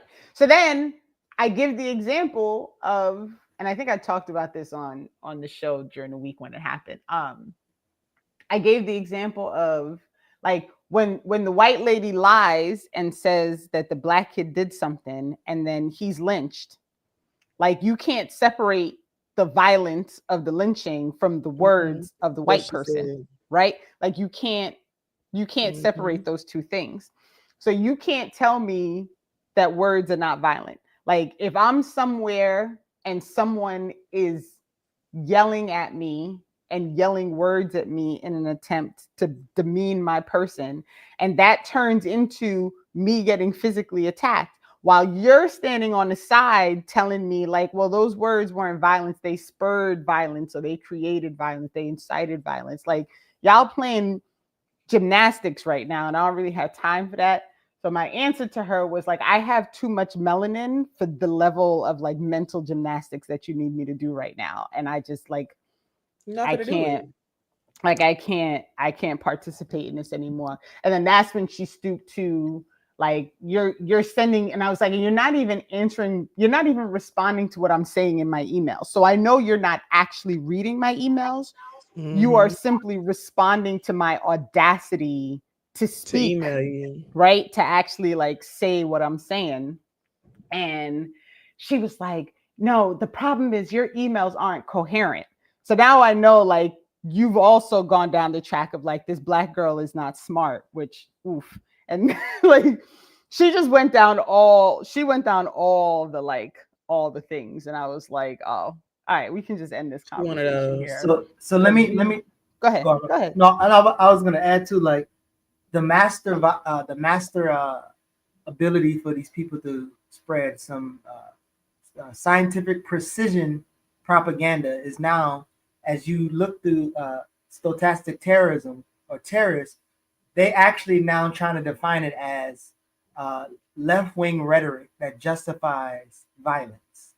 So it's kind of like whenever you say that this person is informed or engaged in stochastic terrorism, they're saying that you're only saying that so somebody can harm them. So Charlie Kirk is the example of why the definition of stochastic terrorism is actually wrong and left-wing rhetoric, and it gets people like Charlie Kirk killed. Not that he's doing it, but it actually is just something made up to justify it. So these people are masters of confusion. Yeah. I was gonna say, I do think it's interesting that like people can say that words can't be violent, but like there's literal laws and Supreme Court cases about how you can't yell fire in a movie theater, or you can't say bomb in an airport. Like you can't do. There's all these types of speeches that are restricted because they are violent. So that's interesting, right? And in the end, like I really had to I really had to think about it because I was like, not because I knew I was wrong, not because I thought I was wrong, but because I knew that this person that I'm back and forth with, these people, because it's a group of them, like it's like this massive thread of people who are quasi involved with the Green Party. And so there's like this ongoing group of people who were really upset that like the Green Party did not take a stance, like did not make a statement, right? To which people were like, y'all are wildin'. The Green Party is not making no goddamn statement about Charlie Kirk. Like, just like stop, right? And I basically was like, and if they did, I would be out. Like we can call that the end of this like, you know, whatever is going on here, because that would be the epitome of madness if that happened. And so there was like this group of people who couldn't understand, like, you know, why would you be okay with someone? And I was like, y'all keep telling me that like I'm cheering. I've said no such thing. I don't chair death in any situation. I never have. It's never been my way. That said, I don't give a rat's ass that he's no longer here. I don't care. I don't have any energy to worry about it. I don't care about it. And as I've said multiple times, he told everybody not to care about it, right? Charlie Kirk told everybody that empathy was a neo thing, and like people, he doesn't even understand what this thing is about, right? He told everybody that gun violence and death by gun was okay sometimes because people needed to keep their guns. So he told everybody how to respond to gun violence. And then you're mad at me because I'm responding the way he told me to respond to gun violence, right? So how dare you? How dare you follow his instructions? How dare I? My audacity, right? So I don't have time to argue with people about their nonsense and all this like boohoo crying about somebody. And I was like, you all really expect me as a Black person to be boohooing over somebody who literally would be okay with me getting shot in front of him? Like, what are we talking about right now? Listen, like y'all can't be serious with this madness. I keep saying this dude is actually celebrating his own death. Right. So I really don't. Right. That like, what are we doing? And so I had to step back because I try to remind myself all the time that when I respond to people, it's not always because I'm trying to get them to change their thinking or them to really understand more, as much as it is that I want other people who are reading the thread to maybe get some inkling of understanding based on what I'm saying. So I'm trying to make sure that I'm very like clear with my words. You know, I've never had a problem writing anything. So this whole idea that like my emails weren't coherent is just white people nonsense. It's not right? true. And so I was like, you know, so I was responding because I wanted it to be very clear. Like, there is no violence that doesn't start with words. Literally, there is no violence that does not start with words. All violence starts with words. All violence starts with someone who was told something, or became under some impression that they, like, it all starts with words. So we can't, like, to try and separate violence as this thing that's separate from words is nonsensical. And I said, and y'all are the same people who will sit back and think that being evicted from your house is not violence, or having your shit thrown out of your tent when you're already living on the street is not violence, or that having to live in your car is not violence, or that not getting enough pay so you can eat and not live in your fucking car is not violence. Like, all this shit is violence. Violence don't have to be me physically hitting you with over the head with something, right? Violence is anything that causes harm to somebody, right? Like, if it causes harm to somebody, it is a violent act against that person, period. African people speaking English is the extreme definition and example of violence. So the fact that we actually have to sit on this motherfucking camera and talk to you in English is violence. True. You don't get here without that. But I was trying to look at what you were saying. Was it this person who is a staffer of the Green Party posted something? Is that what? Oh, I don't know. I don't actually follow any of these people on social media. Yeah, no, this wasn't on social media. This was As you should. Oh, okay. No. What'd you say, Aaron? I said as you shouldn't. I did think that there was an interesting comment in the chat about how some of the language I was talking about is restricted, but they aren't violent. And I will argue that's not true, because even in airports, if you say certain words, even if you use threats or what they could perceive as threatening language, that's violent to them and they can arrest you and put you on a no-fly list. So I think that this like whole thing about trying to separate language as not being violent just isn't realistic, because most of the shit people are saying is violent and has violent consequences. But don't the white folks label language extremely violent on rap albums and stuff like that? Don't they like literally say? Oh, that's true. That's what the rank. That's what. You're right. So that's what the fuck are we talking about? That's the rating. You're right. It's E for violence. You're right. Because how dare black people use Ebonics? Mm-hmm. Now they do be talking about shooting shit up sometimes, and I also have no problems with that. I think that free speech means free speech. If I can't talk about dealing drugs, what can I do? I know. And I saw another thing, and a lady was like, in the end, it's really like free speech for thee, but not for me. Like everybody else is allowed to say what they want, do what they want. It's all like, but I can't say I think it's fucked up that you said that thing, right? Like I'm wrong for pointing out that it's messed up for you to say this. Like it's just it's bizarre. Like we really sometimes like it feels like we're just in the upside down with this shit, and it's exhausting. And you said you were tired of white people, Amber, and that's what made this all pop up in my head, because I went like a few days where I was like, oh, like sometimes, man.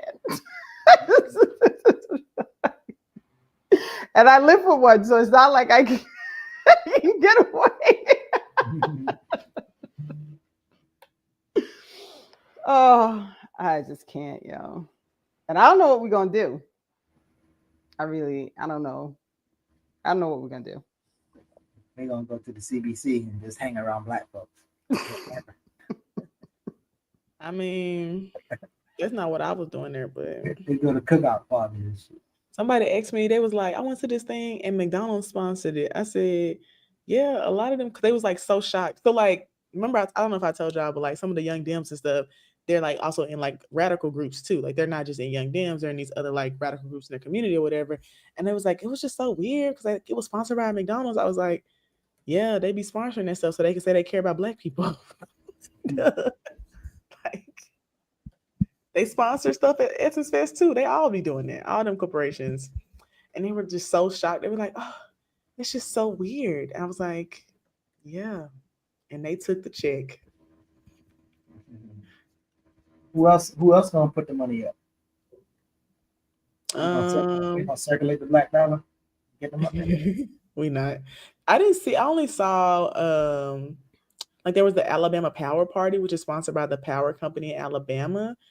I saw that yesterday. I didn't go to that, but the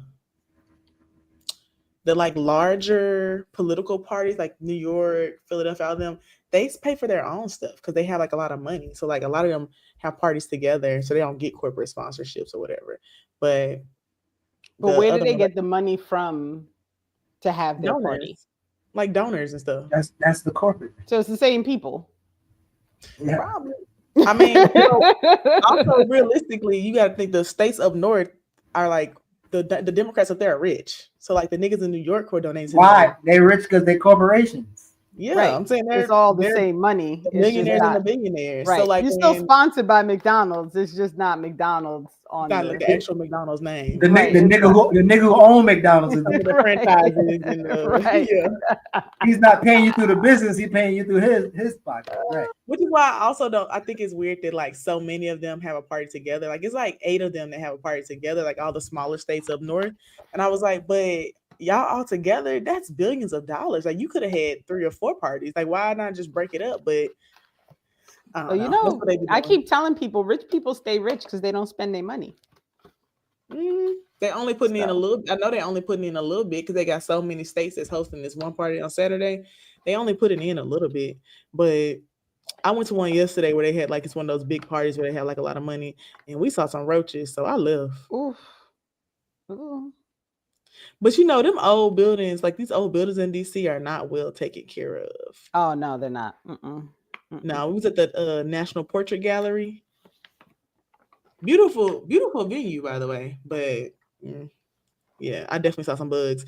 Kimberly Crenshaw was getting an award when I was there, though. What y'all think about her? Was. Of course she was. What y'all think about her?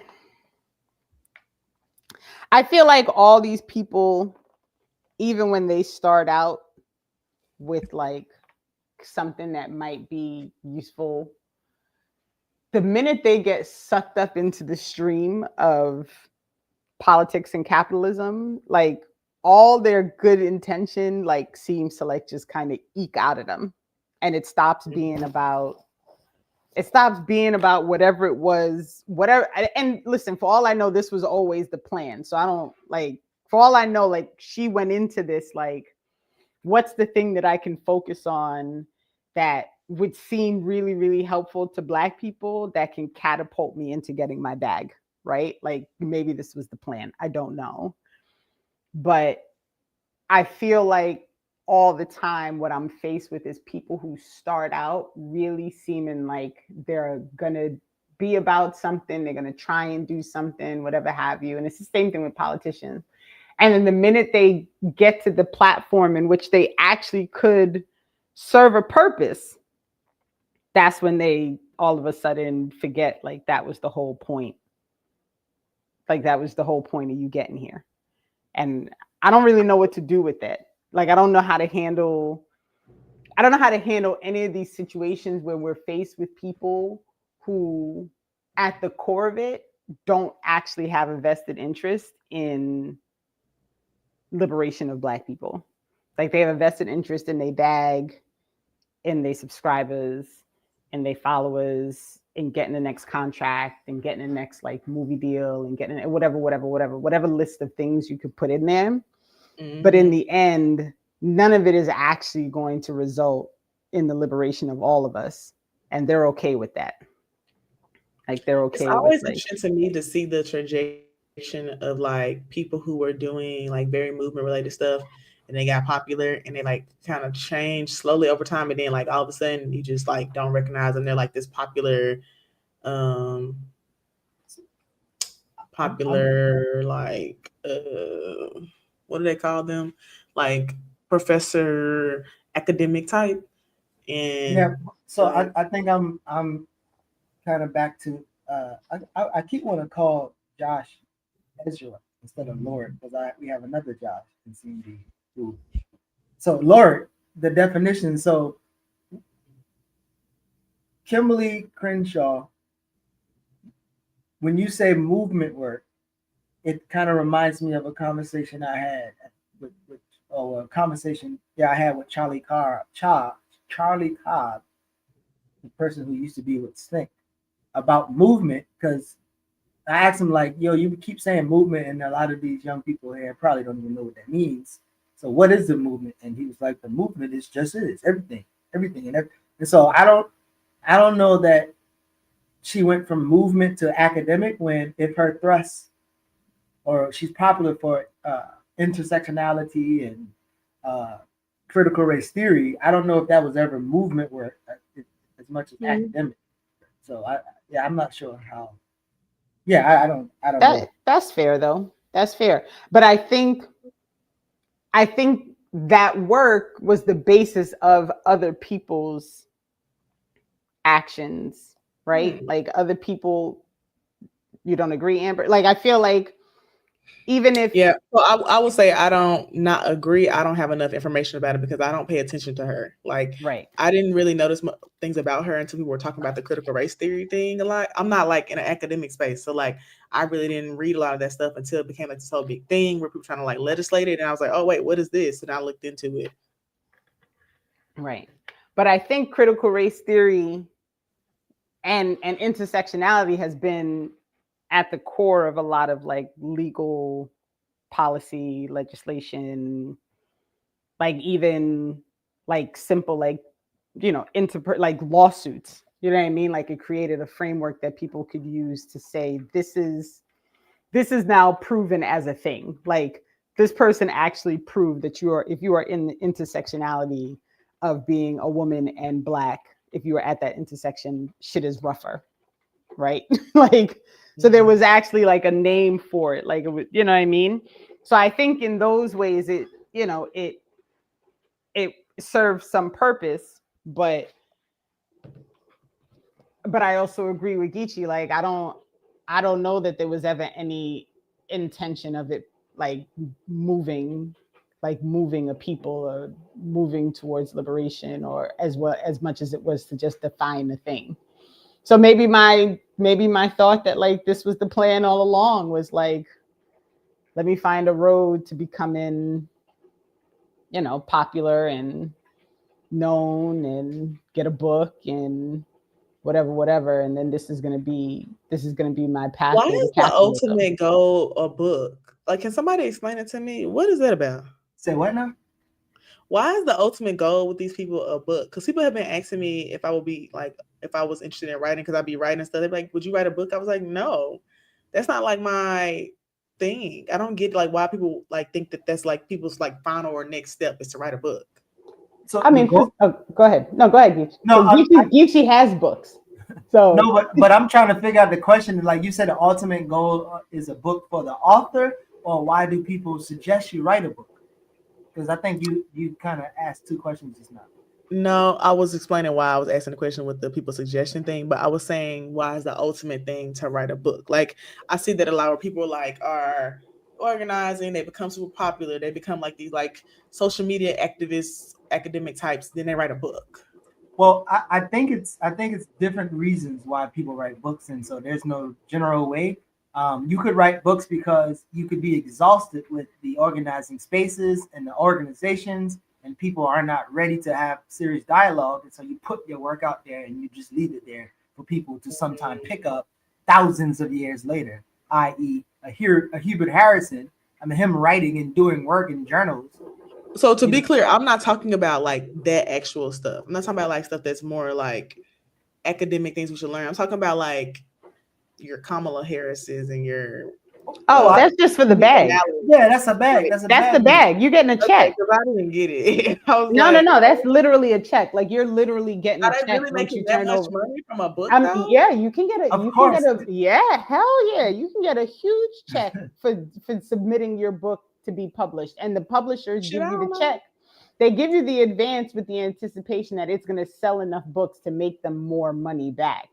So you're, they give you, if they anticipate your book is going to end up on the New York bestsellers list and and all that shit, and it's going to make them millions, it ain't nothing to cut somebody a check for 100,000, 150,000, $500,000, whatever, to write the book, because the money's going to come back to them. Like, to me, most of the stuff people are talking about that she wrote in that book, I said people been saying that shit forever. Right. Like people talking about how she wrote in the book about how she tried to push Joe Biden on the genocide and the Palestine thing, and she's so full of shit. I was like, that's how we've been saying that she was lying about that.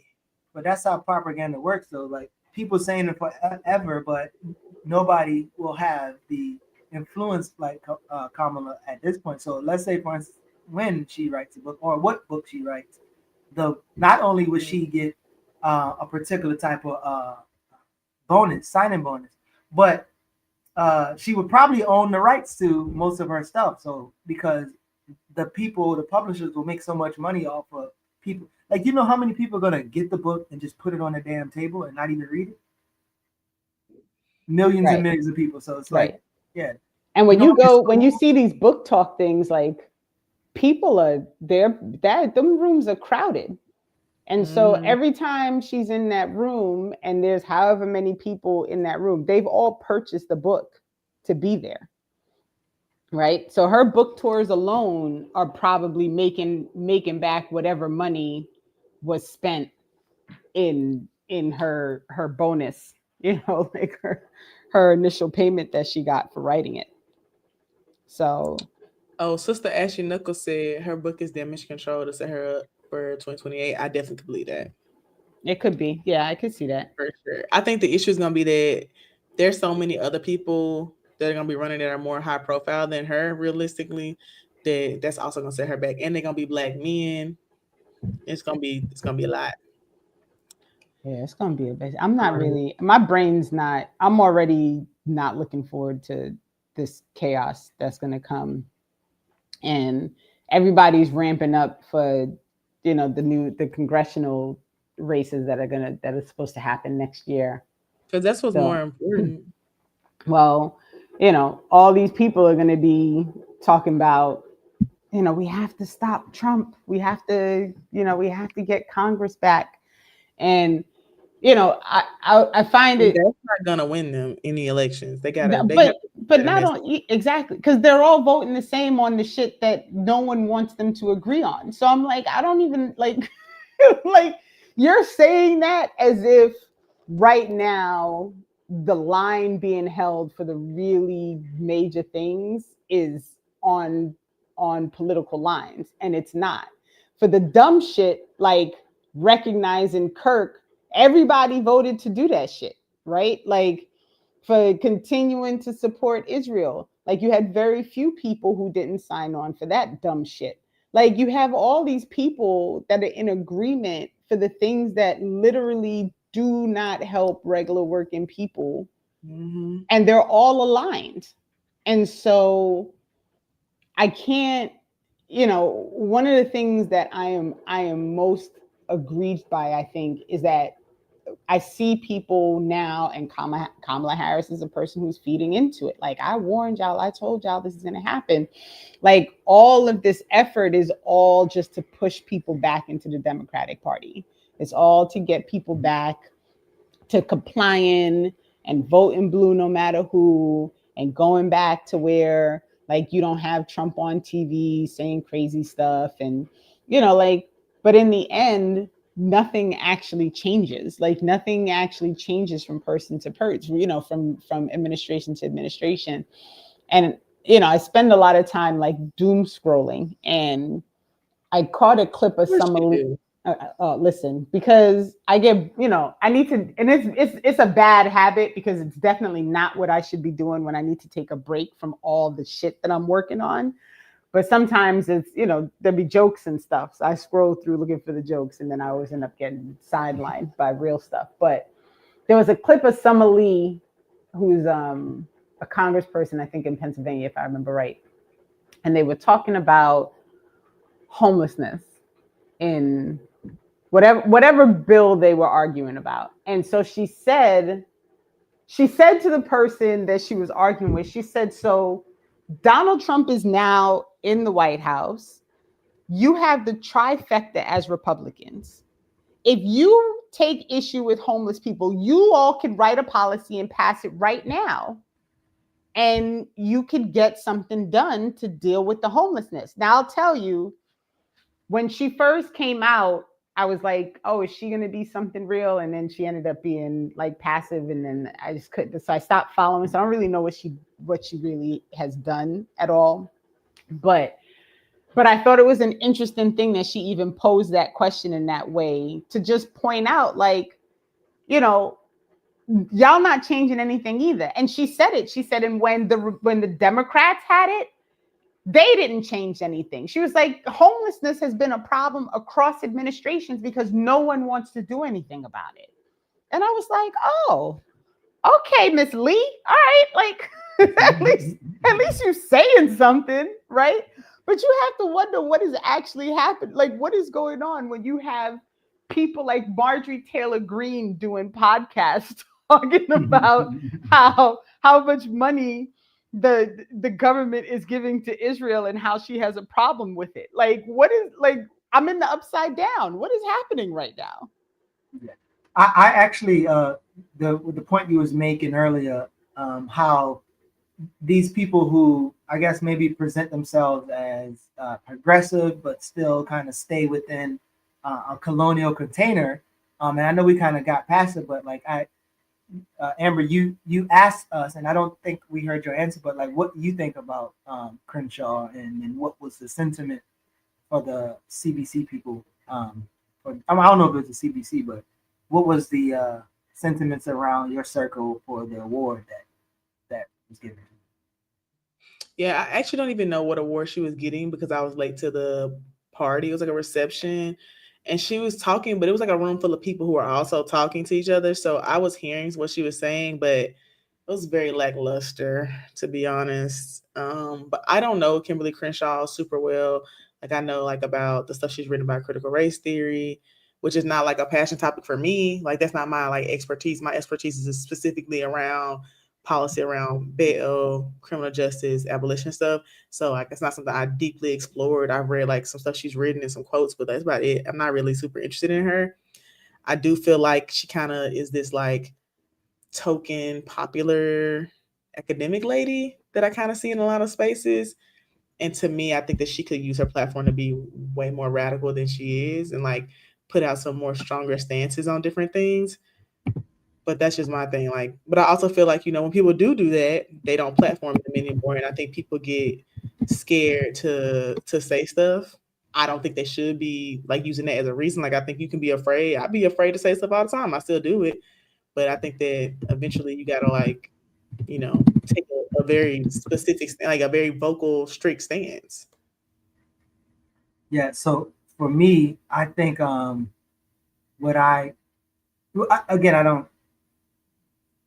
Derek Bell is who I would, when I think about critical race theory, because of his ability to engage in logical arguments that places racism and economics in a container. So I always forget this beautiful quote by Derek Bell. But there's this quote that if the nation's policy towards blacks were revised to require weekly random roundups of several hundred blacks who were then taken to a secluded place and shot, that policy would be more dramatic, but hardly different in results than the policies now in effect, which most of us feel powerless to change. Like, that type of logic is where I would go with. And again, Derek Bell, unfortunately, doesn't get talked about enough. But that's why. Yeah. But that's why, and that's. I think we're all making the same point. Like, Crenshaw obviously has chosen her path based on what was going to be beneficial to her in her pocket, right? And Derek Bell has chosen his path. Like, that path was chosen based on trying to be a truth teller who was teaching the thing. So he's not going to get the platform, right? Like, he's not going to get the voice in the bag and all. And so this is always like, this is always my concern when you're dealing with people who have large audiences, because they're allowed that large audience for a reason. And once they have that large audience, there's going to be a limit as to how much of the line they push in an effort to do the thing that is actually, that actually is radical, right? Because once you do that, you are risking the bag that you work to get. And if you're not willing to risk that bag, then, like, that's going to be it. You're going to end up doing the mealy mouthed, milk toast version of whatever thing is going to do just enough so that you can say things like, oh, but I tell people to go watch this place because, they have a better analysis. But you don't have a better analysis because you choose not to have a better analysis because it's not beneficial to your bag to have a better analysis. right? And so I struggle with, like, Geechee, you know, we're in that group chat all the time. Like I really do. I struggle with this because I can't stand some of these people. And I just think they're all full of shit. And I think in the end, like, you can't get to freedom by capitulating to the thing that's going to make you money, because your freedom and capitalism are in direct contradiction, right? Like you're not going to get both. We're not going to get liberation and capitalism at the same time. Not going to happen. So this is why I've been finding Brian Kober's book on Hubert Harrison so fascinating. Not just because we're interviewing him at a book talk coming up, not because we're going to be on the show with Renee soon, but because to that very point that Renee was talking about, like, Hubert didn't take the bag from the white socialists. He sure didn't take the bag from the white capitalists, but he also turned down the bag from the black elites and the Garvey type people. So, like, that also equated to, and all the other Harlem Renaissance bags, that equates to him being left out of the books, ostracized, and just kind of like, because of a particular line. And I think Brian laid that out pretty well in terms of, like, not only the Garvey struggle, but the Harlem Renaissance, how white dollars literally propped up particular people and then helped them exclude more radical voices and more radical lines. So because the thing about Hubert Harrison that, I mean, honestly, for me was like, I simply did not know who he was, right? And when Jared initially sent me the note to say, like, we're gonna, can we have the show with Brian, I recognized the name and I was like, where have I seen this name Hubert Harrison before? And it was from Sharice's book, right? Red Scare, Black Scare. So I was like, oh, wait, I do recognize this name. But when you understand how much, like, he's literally written out of the history, right? And again, it's just more evidence that if you are trying to do the true radical thing that could lead to liberation, you are going to get shut down.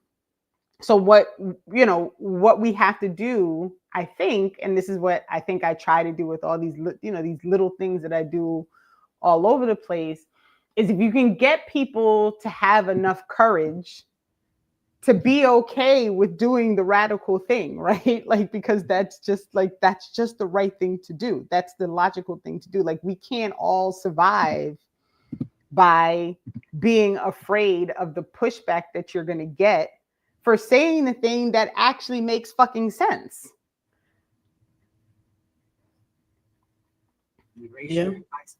Erasure, isolation, and clicks. Yep. Why I don't quit my job? Because niggas who quit their jobs to become full-time influencers sell out. And I just don't think that that's the right way people should go. Also, I'm not light-skinned, so the ones who don't sell out usually are light-skinned or have a white parent in there somewhere. Focus, man. Focus. Huh? Focus. I am focused. I'm being realistic. No, you're not. I'm being realistic. I think you're being very anti-black. You're talking about the light skins and this and that and that. Slow down. No, I'm talking about media standards and how the media purposely social media influence standards. I'm talking about media standards, not just social media, but how the media purposely uplifts people that are black but don't necessarily look black or are racially ambiguous in some ways. They can call black as a token and let them say whatever they want that's progressive because they want to say that they have someone on their staff or that they're sponsoring that's progressive, but looks the way they want them to look. Maybe.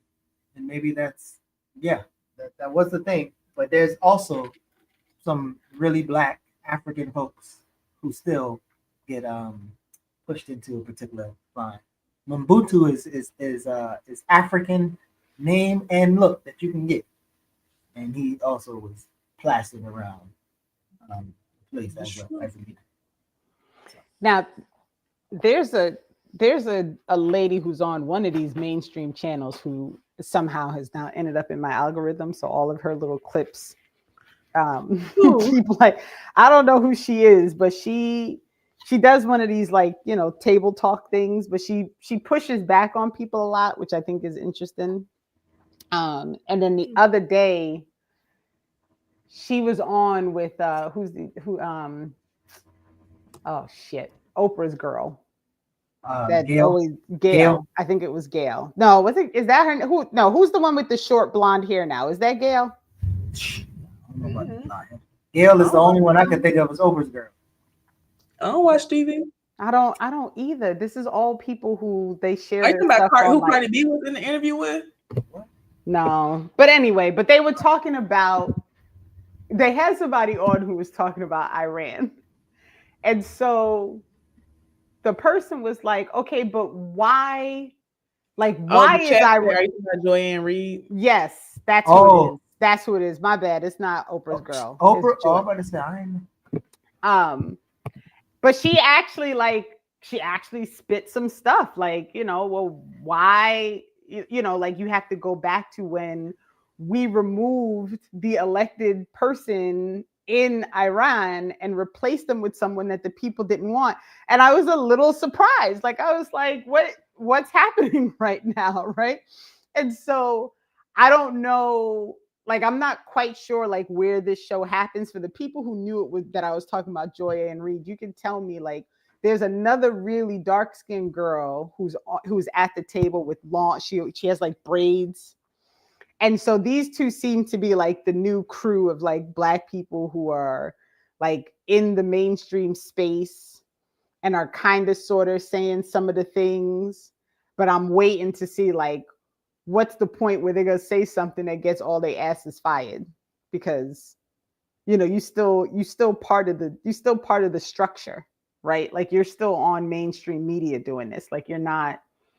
So just like the chick from the Washington Post who now all of a sudden is posting everywhere about, you know, what happened and like, you know, this is what the Washington, this is why I really got fired and like all this stuff. And it's definitely Joy Reid. Yep. And so, but there's another girl now that she's always on my streams, but I'm trying to figure out like these people when they participate in mainstream media in this way, right? Do they not understand that at some point it's not going to go the way they think it's going to go? Like it's all good for right now until you say something that catches the attention of somebody who's right. Because that's what happened with the Washington Post chick, right? Like she was cool writing for the Washington Post, which can we talk about that? Like you were all good being part of the Washington Post. And then you were surprised when they fired you. Mm-hmm. Like I don't think that maybe to Amber's argument, I don't think that it's necessarily full-time or like part-time or whatever. I think when you're in those spaces, there might be some variance in how you show up, but the people who are funding you or people who have you there, they all know y'all are in a particular container, and one might push against the container more than the other one, but it's still a particular container that they're comfortable with. And as Renee says, until they're not comfortable, you will know if you like really pushing some levels. True. But I mean, again, I think people got to know, like those people are, again, these ain't they ain't dummies, right? One of my babas would always say that when he was locked up, one of the elders was like, "Yo, never underestimate your enemy, especially if your enemy has convinced you that they went from the caves to the moon. That means they're no dummies. So they vet people more than we give them credit for. So for you to even be in that space, there has been some type of vetting by them or people that they have vetted, which could be like Black caucus and this leadership." He's really giving you the business about this conference. I'm just saying, man, you over there. I don't give a damn. This is like my 6th year going to this conference. I'm not gonna stop going. I'm coming next year too. Shit. And if I'm a creator at that one, it'll be even more fun. I don't know. I think that, you know, it's whatever you make it to be. there are good, like, before you came on right now, I was saying there are some really good panels and stuff that are happening. There's something about Africa and colonialism happening today that I'm going to go to. But like I told Geechee, I feel like they have so many happening. It kind of hides the more like progressive or like the more raw and explicit panels that are kind of calling out things that the Dems really try not to talk about as much. So people don't really go to them, but I'm going to some of them today. I'm going to like 2 today. I went to 2 yesterday that were really good. And I was also telling them earlier, like they have at least 7 or 8 panels going on at one time. So like there's only so many you can go to. Right. And do you think that's intention? Like, what do you think is the like? Yeah, they're trying to split up so like there's thousands of people here for this conference. They're trying to split up the people because like I was telling Lemon is there. He walking around doing interviews and stuff. I see that. Yeah, I haven't talked to him, but who was that? Who'd you just say, Geechee? Don Lemon. Don Lemon. Oh, he's walking yeah. around doing interviews with people. I was walking past him yesterday when I was going to the broadband panel. Actually, he's just like walking around interviewing people. But I was telling Geechee like all the Congress members in the Congressional Black Caucus have a panel like that they're sponsoring, but people only know like 15 of them because they're like the popular ones. So they put 2 or 3 of the more popular ones at the same time, and then 3 or 4 of the other ones we don't know as much, so that like they're splitting up the amount of people that are going to stuff because the rooms aren't like that big. They can fit about 100 people in each one, so they're trying to split them up. Interesting. Somebody said how was the entertainment at the conference. I just want to say I was very disappointed. Last year at the LA party they had Wale. This year they had Elle Varner. So glad I left early because I don't give a fuck about Elle Varner. No offense to anybody who likes her, but yeah, I'm good. I wasn't interested. They also had 2 Chainz at the Alabama party last night, but I didn't go to that one because I don't fuck with Alabama and they corporate sponsorship stuff. So I was like, I'm good. Because I do think it's interesting that all these power companies, it's called the Alabama Power Party. It's been called that for years. And I do think Black Men Builder there? They are there? Mm-hmm. Oh. Well, I was gonna say I thought that's why Josh had to go. No, he's here. He's a different is Asa there with? No, Asa said no. Somebody. NAACP. There was someone from Black Men Build on a panel. There are movement orgs here that are doing panels. Okay. Yeah, it's not like they've been doing that for a few years though. Like my job is doing a panel today about voting stuff, specifically about ranked choice voting and the impact of that. Because they've been trying to pass more ranked choice voting bills in other places to help provide more options, I guess. I'm indifferent on the ranked choice voting thing, to be real. But yeah, I think they just split it up like that, Renee, because they want to like give people options to go to multiple different panels that are happening. But I'd also be curious about who does the decisions on like who makes presentations. Yeah. The Congress members. So you can email a Congress member to present one. Like usually it's based off of whatever committees they're on, but also you can email a Congress member and ask to host a panel because that's what a lot of them do. Like a lot of the Black RJ panel I'm going to later on about neonatal care, they just email that Congress member and ask to host the panel. And then, so is there anything that's like for real, you're gonna walk out of there like energized for revolution, or no? I wouldn't say energized for revolution. I would say I was interested in some of the stuff that we talked about yesterday and energized and like how we can expand that. So I was telling them at the broadband one, they were talking about how Comcast sponsored it and they talked about these new light up zones they've been doing where they're providing free Wi-Fi and broadband services in multiple neighborhoods in different cities.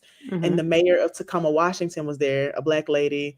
And she was talking about how it's impacted Tacoma, Washington, because it is more of a rural area, even though people like when they hear Tacoma, they recognize the name, but like the city itself is kind of rural. So they don't have a lot of broadband access. And they just talked about how broadband access, helps with equity and expanding like what kind of economic development opportunities you have, the basics like to your quality of life, like all those things that is really impacted by your access to broadband service. So they're just talking about that. And then this one lady who has a book about the digital divide talked about how she's been working in different rural areas to expand broadband and to pressure like electeds to really push some like policies around establishing broadband services for everyone. And some cities have done it. Is Tacoma very rural? They Somebody got said work. Tacoma is not rural. What is Tacoma not very rural? Nah, I've been in Tacoma before. They I talking was about gonna say, worker I've never power. been, so I don't know. Worker power. They talking about worker power at the joint. Yeah. At least it says it. Black Tech opening press conference, roundtable. Yeah, I didn't go to any of the town America's halls. Got Talent. What? How record sealing became a workforce. Who? What? For us, by us. FUBU. You seeing stuff that I ain't seen. What is FUBU? From side eye to self care. Oh Jesus! Is this for today? No, I'm just looking at the agenda. I don't know what day this was. I didn't go to any of these. I went to on the 24th. Oh, I went to further down. I went to something about heart disease. It was a Black health panel about heart disease and preventative care, and they were talking about like different types of preventative care that people should be getting like ahead of time, like different types of like yearly appointments you should get. Wait, they got Marilyn Mosby on the panel from Ferguson. Oh, I gotta go, y'all. But I do have a story about Wesley Bell real quick since you just put up his little panel thing. So I was at the LA party and I saw him and I was like, "Hey, Congressman Bell." He was like, "Hey," I said, I saw that one of your town halls was a little chaotic. And he was like, "No, I wouldn't say that." I said, "Yeah, it looked like your staff was real disrespectful. And, it was a lot of chaos. I hope that doesn't continue to happen, at other events y'all have." He was like, "Well, that's not what happened. It was some disruptors, about 30 of them. We knew they were coming." I said, "Yeah, and people are going to dissent. It's normal. People feel how they feel, and that's how they might respond." He was like, "Yeah, well, it wasn't on us." I was like, I mean, it is on you though, because what about your leadership has made people feel like they should come to disrupt your town hall? And then he starts like sliding behind some guy that's with him. I said, "Not you scared to talk about something, so you're trying to get somebody to come in and separate us and start." The guy was trying to like take over the conversation. I was like, "You don't take over the conversation. If he can't have a conversation with people, that's probably why they was yelling at his town hall. Because I'm just talking in a normal tone." Right. He's such a weak ass bitch. I want to say that's why your little twist look weak as hell, like they're gonna break off at the root. Baldy. All right. Yeah. All right. Well, we got to wrap. No. Yeah. Amber got to go. It's 10:01. The Black Policy Playbook. Is that what you on, Amber? Huh? For it together. The Black Policy Playbook for Equitable America. That's the one you on? That's not the one I'm going to. The one I'm going to is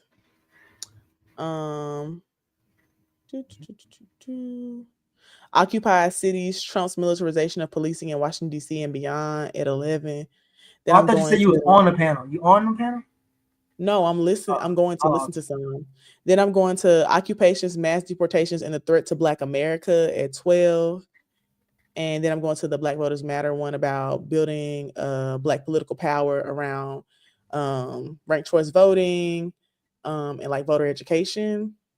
And then I'm probably gonna go take a nap and then come to another one later on. There's the reproductive justice one that I want to go to, and the one that Rep Omar is doing, the Foreign Affairs on Africa Brain Trust, Our Africa, Our Future, How the History of Colonialism Hinders Prosperity, Innovation, and Stability Decades After Liberation. I'm really going to that one. There's a whole bunch of Black economic power, a season empowering Black entrepreneurs, small business, money, wealth. I'm skipping all of those. All the Black economic power, all the Black wealth, all the AI. All the AI stuff. Skipping all that. I don't care about none of that shit. Listen, man, you have fun at the. It's another one I'm trying to go to. I think it's the Essence Festival. Who was at Essence Festival? That's where you at now. I said have fun at the Essence Festival. It ain't Essence Festival enough for me. They don't got enough free shit. Why not? They got Capital Continuum, all this capital. Mm-hmm. State of the plate. I'm going to this one about Mom Nimbus awardees who are working on like Black health equity in like different cities. I'm going to their presentation about like the work that they've been doing in their cities. And then there's a Black TikTok one about culture, community, and civic engagement on TikTok that I might slide by, mainly because I want to see what some of the people are going to say. Because there's one girl I watch on TikTok, her name is DJ Honeybee, and she's a DJ. So I'm wondering why she on this panel, because she ain't talking about shit about community and civic engagement. And I kind of want to go to see what she can say. So why are you on this panel, girl? But yeah. We appreciate you going out there struggling. Oh, they got some Haiti stuff. Haiti forward. Addressing security challenges, governments. Leading the way. Black women in corporate America. Woo! This how I know I don't be reading the schedule, because I definitely didn't see half this shit.